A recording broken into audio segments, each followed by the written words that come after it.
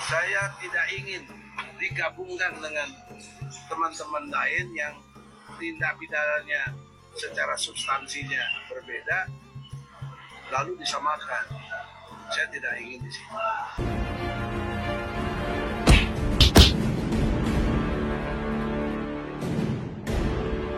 Assalamualaikum warahmatullahi wabarakatuh. Om Swastiastu, Namo Buddhaya, salam kebajikan sahabat-sahabat dimanapun juga berada. Terkuak ke permukaan bahwa memang tim pemburu ijazah Pak Jokowi ini pecah kongsi, dan sebenarnya lebih awal hal ini dibocorkan sendiri oleh Egy Sujana, sahabat, sebagaimana video yang saya lampirkan di awal itu, di mana Egy Sujana mengatakan bahwa dia tidak satu persepsi terkait soal kasus yang lagi didorong hari ini, termasuk saya kira dengan Roy Suryo CS maksudnya. Dan bahkan kala itu Egy Sujana itu meninggalkan gelar perkara khusus, padahal itu belum selesai.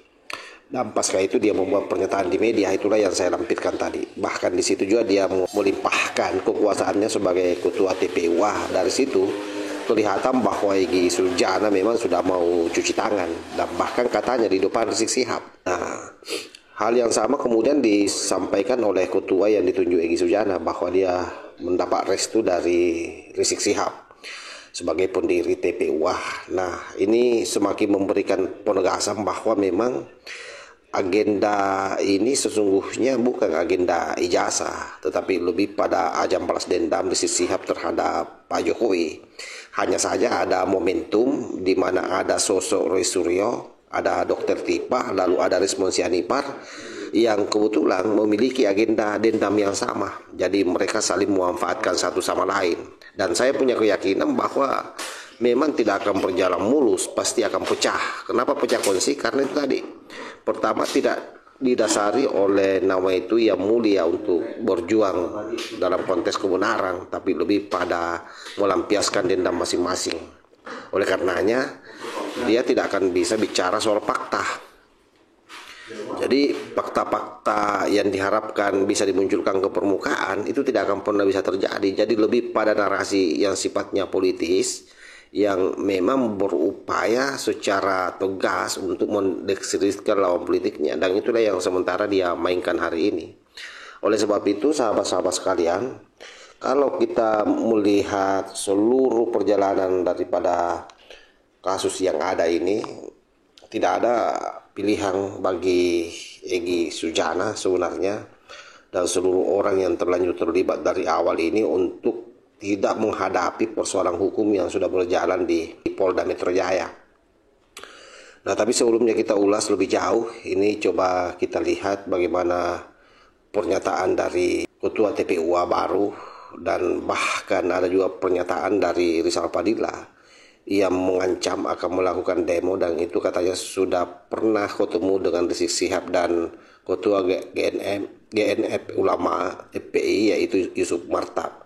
Jadi dia akan mengarahkan massa, tetapi dilarang karena masih berharap bahwa pemerintahan Pak Prabowo ini tidak sekejam Pak Jokowi yang gampang mentersangkakan rakyatnya. Nah, ini pernyataannya. Saya tidak ingin digabungkan dengan teman-teman lain yang tindak pidananya secara substansinya berbeda lalu disamakan. Saya tidak ingin di sini. Jadi itulah saya cepat keluar dari pemeriksaan itu.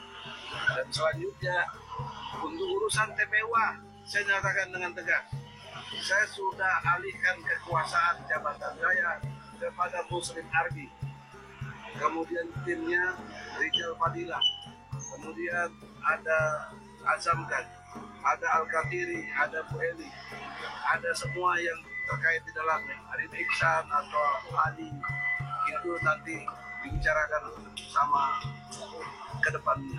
Yulia juga kalau mau gabung di situ, ya, dan teman-teman lain. Saya jangan lagi ditanya-tanya soal TPU.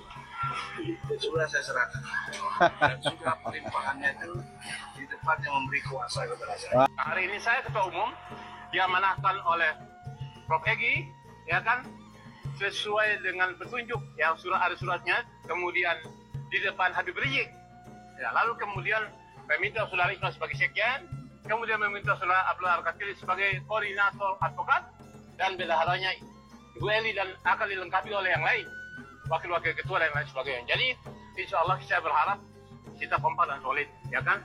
Hadapi masalah, jangan kemudian kita jalan masing-masing. Kita perlu koordinasi. Karena bagaimanapun yang bentuk TPUA ini adalah sejarahnya Habib Rizik, ya kan? Lagi bahwa kami para pembela para terlapor ini insya Allah akan solid dan siap di garda terdepan untuk melakukan pembelaan secara umum, insya Allah. Dan saat ini juga kita sudah melakukan konsolidasi kepada Habib Imam besar kami, Habib Rashid Syihab. Alhamdulillah kami sudah melakukan konsolidasi kepada beliau dan juga kepada Ketua GNPF Bapak Yusuf Martak. Ya, kami memang mempertanyakan apakah memang harus menurunkan lagi massa supaya penegakan hukum ini sama dengan terdahulu. Beliau menyampaikan bahwa beliau masih menghargai presiden kita, Bapak Prabowo Subianto. Ya, kita masih menghargai, jadi kita masih melihat niat baiknya bagaimana proses ini dibuka betul-betul sesuai dengan jalur yang benar. Ya, jangan gampang tangkepin orang, jangan gampang mentersangkakan orang sebagaimana apa yang dilakukan terdahulu. Nah, dari pernyataan dan video yang beredar ini tentu kita semakin terang, semakin jelas bahwa sesungguhnya ini bukan soal perburuan ijazah Pak Jokowi, ataupun kalau itu ada hanya menjadi pintu masuk. Jadi dia tidak berdiri sendiri. Dan hemat saya punya keyakinan sudah punya sponsor, minimal sponsor moral dari Rizik Syihab dan Yusuf Martak. Karena ketika TPUA yang sangat gregetan berharap sekali Pak Jokowi dipenjarakan, yang dari awal memang punya histori bagaimana dia berbenturan dengan kelompok Jokowi, itu nyata bahwa ini tidak lebih pada ajang balas dendam. Oleh karena itu, di masa Jokowi menjadi presiden, kita pernah mendengar bahwa dia menjadi tersangka kasus chat musuh, hingga akhirnya dia memilih pergi ke Arab Saudi dan sampai 3 tahun di sana. Dan tidak lama setelah itu ormasnya pun dibubarkan. Dari sini benang merahnya mulai terlihat jelas. Jadi misi TPUA itu bisa dibaca sebagai panggung balas dendam, sekali lagi sebagai balas dendam politik yang dibungkus dengan isu ijazah sesungguhnya. Kenapa isu ijazah ini penting dia glorifikasi kembali? Ya karena di sana ada Roy Suryo, ada Dr. Tipa, lalu ada juga Rismon Sianipar yang secara tidak langsung menjadi relawan bagi mereka ini yang memang sejak awal memiliki kepentingan untuk merungkatkan Pak Jokowi. Jadi pada prinsipnya sahabat-sahabat sekalian, mereka tidak lagi bicara soal ijazah sebenarnya. Ini sudah masuk dalam wilayah manuver politik jalanan yang licik, penuh hitungan-hitungan dan berpotensi mengganggu stabilitas negara. Oleh karenanya kita berharap Polri dalam hal ini Polda Metro Jaya agar melakukan proses penyidikan secepatnya dan mengkerangkeng orang-orang ini semua. Karena kalau tidak ini sangat membahayakan buat NKRI. Saya kira demikian. Wallahul muwaffiq ila aqwamit thoriq. Wassalamualaikum warahmatullahi wabarakatuh.